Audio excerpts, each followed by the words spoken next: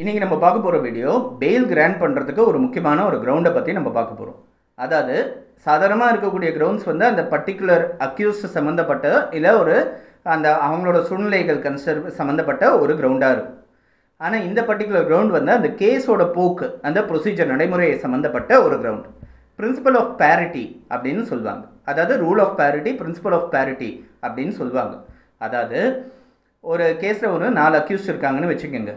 அதில் வந்து A1, A2, A3, A4 இருக்காங்க. A1, A2, A3 3 பேருக்கும் பெயில் கிடச்சிடுது.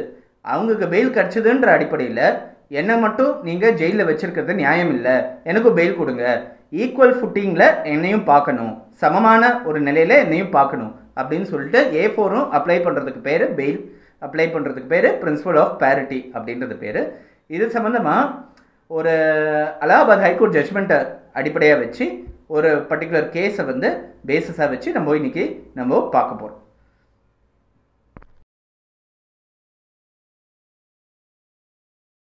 பிரின்சிபல் ஆஃப் பேரிட்டின்றது சட்டத்தில் நேரடியாக எழுதப்பட்ட ஒரு பிரின்சிபல் கிடையாது. எல்லாரையும் ஒரு ஈக்குவலாக பாருங்கள், எங்களோட இன்வால்மெண்ட் எல்லாரோட இன்வால்மெண்ட்டும் அந்த அஃபென்ஸில் ஒன்று தான். 2 பேரை மட்டும் ஜெயிலில் வச்சுக்கிட்டு 2 பேரை வெளியே விட்டுறதுல என்ன நியாயம்னு கேட்குறதோட கான்செப்டோட பேர் தான் principal of parity, fail on the ground of parity அப்படின்னு சொல்லுவாங்க.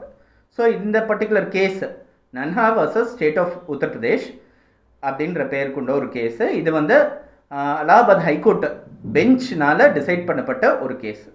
இதனோட ஃபேக்ட்ஸ் என்னன்னு நம்ம பார்த்தோன்னா, A1, A2, A3, A4 4 accused இருக்காங்க. ஒரு அஃபென்ஸ் 4 அக்யூஸ்டு வந்து ரிமாண்ட் பண்ணப்படுறாங்க. ஃபஸ்ட்டு பெயில் அப்ளை பண்ணுறாங்க, ரிஜெக்ட் ஆயிடுச்சு. செகண்ட் டைம் பெயில் அப்ளை பண்ணுறாங்க, ரிஜெக்ட் ஆயிருக்கு. 4 பேருக்குமே ரிஜெக்ட் ஆயிடுச்சு. தேர்ட் டைம் பெயில் அப்ளை பண்ணும்போது A3க்கு மட்டும் அப்ளை பண்ணுறாரு 3ஆவது தடவை பெயில். அவரோட ஓல்டேஜை கணக்கு காமிச்சு அவர் வயசாயிடுச்சு அப்படின்னு சொல்லி அவருக்கு உடம்பு முடியாத நிலையை வந்து சொல்லி அவர் வந்து பெயில் கேட்குறாரு. 3ஆவது அக்யூஸ்டுக்கு மட்டும் 3ஆவது அட்டெம்ப்டில் பெயில் கிடச்சிருது. ஸோ இந்த தேர்ட் அக்யூஸ்டுக்கு பெயில் கிடைச்சதை அடிப்படையாக வச்சு ஃபஸ்ட் அக்யூஸ்டும் செகண்ட் அக்யூஸ்டும் A1, A2 2 பேரும் அப்ளை பண்ணுறாங்க, அவங்களுக்கும் பெயில் கிடச்சிருது. ஸோ இப்போ A4 மட்டும்தான் ஜெயிலில் இருக்கார். அவர் வந்து இந்த 3 பேரும் ரிலீஸ் பண்ணப்பட்டிருக்காங்க, அதனால எனக்கும் பெயில் கொடுங்க அப்படின்னு சொல்லி அவர் அப்ளை பண்ணுறாரு. ஸோ இதுதான் கேஸு, பேசிக் கேஸு, ஃபவுண்டேஷன். இதை வந்து மற்றவங்களை நீங்கள் ரிலீஸ் பண்ணீங்கன்ற ஒரே பட்சத்தில் என்னையும் ரிலீஸ் பண்ணுங்கன்ற மட்டும்தான் கேட்குறாரே தவிர்த்து வேறு எந்த விதமான கிரவுண்டையும் அவர் இன்க்ளூட் பண்ணல. அது ஒரு விஷயம். 2வது விஷயம், ஏற்கனவே 2-3 தடவை ஃபைல் பண்ணி ரிஜெக்ட் ஆகிருக்குன்றத அவர் வெளியே சொல்லலை, ஃப்ரெஷ்ஷாக ஃபைல் பண்ணுற மாதிரி சொல்கிறாரு. அது 2வது விஷயம். ஸோ இதுதான் பிரின்சிபல் ஆஃப் பேரிட்டியை பேஸ் பண்ணின ஒரு கேஸு. இதை பற்றி நம்ம இப்போ பார்ப்போம். இந்த கேஸ் வந்து ஒரு உத்தரப்பிரதேஷ் அலகாபாத் ஹைகோர்ட்டோட பெஞ்சுக்கு ரெஃபர் பண்ணப்பட்டது. அது பெஞ்சுக்கு போகும்போது அவங்க என்ன ரெஃபரன்ஸ் அப்படின்னா, சிங்கிள் ஜட்ஜ் வந்து ஒரு லீகல் கொஸ்டின் ஒன்று, காம்ப்ளிகேட்டட் லீகல் கொஸ்டின் ஒன்று இருந்ததுன்னா அதை சீனியர் அட்வொகேட்ஸை ஆர்கியூ பண்ண சொல்லி அதை ஒரு பெஞ்ச் முன்னாடி ரெஃபர் பண்ணுறதுன்றது உண்டு. ஸோ இந்த பர்டிகுலர் கேஸில் என்ன பெரிய காம்ப்ளிகேட்டட் கொஸ்டின் இருக்குது அப்படின்னு நம்ம பார்த்தோம்னா, first time bail rejected, second time bail rejected, third time apply பண்ணும்போது மற்றவங்களுக்கு பெயில் கிடச்சிதுன்றதை வந்து நான் ஏற்கனவே சொல்லியிருக்கேன், சேஞ்ச் இன் சர்க்கம்ஸ்டன்சஸ் அப்படின்னு சொல்லி ஒன்றத்தை ப்ரூவ் பண்ணணும். சூழ்நிலைகளில் மாற்றம் நடந்திருக்கு அப்படின்றத ப்ரூவ் பண்ணணும்.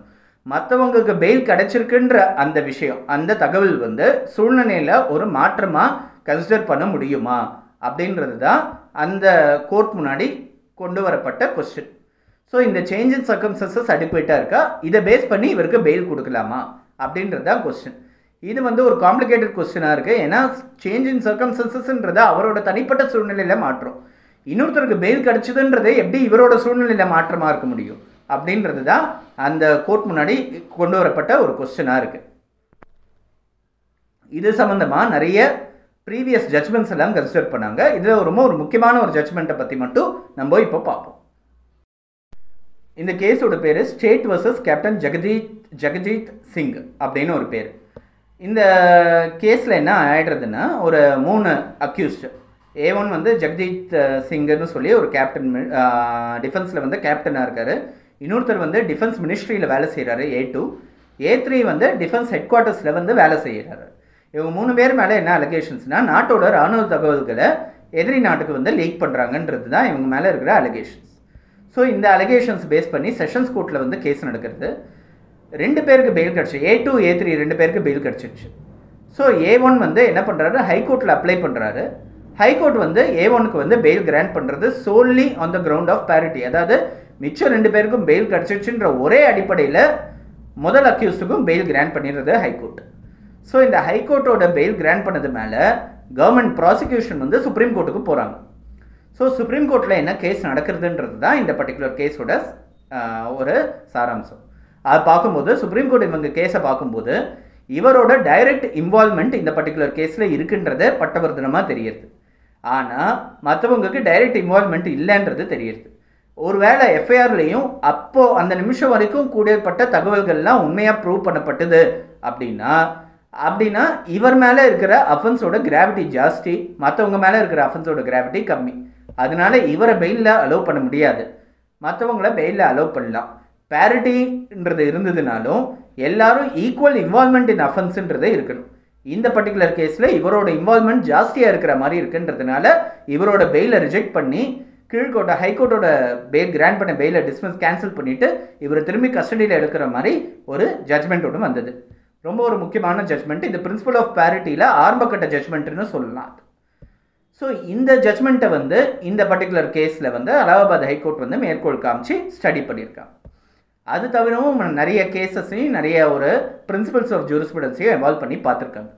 இது பார்க்கும்போது அலகாபாத் ஹைகோர்ட் வந்த ஒரு கன்க்ளூஷன் என்னென்னா, வெறும் பிரின்சிபல் ஆஃப் பேரிட்டின்ற ஒரே அடிப்படையில் மற்றவங்களுக்கு பெயில் கிடச்சிருக்குன்ற ஒரே அடிப்படையில் மட்டும் ஒருத்தரை ரிலீஸ் பண்ணுறது சரி கிடையாது அப்படின்றத திட்டவட்டமாக சொல்லிட்டாங்க. So principle of parity alone cannot be a ground for grant of bail. அவங்களோட இன்வால்மெண்ட் வந்து டிஃப்ரெண்ட்டாக இருக்குன்னா பிரின்சிபல் ஆஃப் பேரிட்டி வந்து அடிப்படையாகாது. அதே மாதிரி அதை மட்டுமே அடிப்படையாக வச்சு அது மேற்கொண்டு ஒரு கிரவுண்ட் இருக்கும்.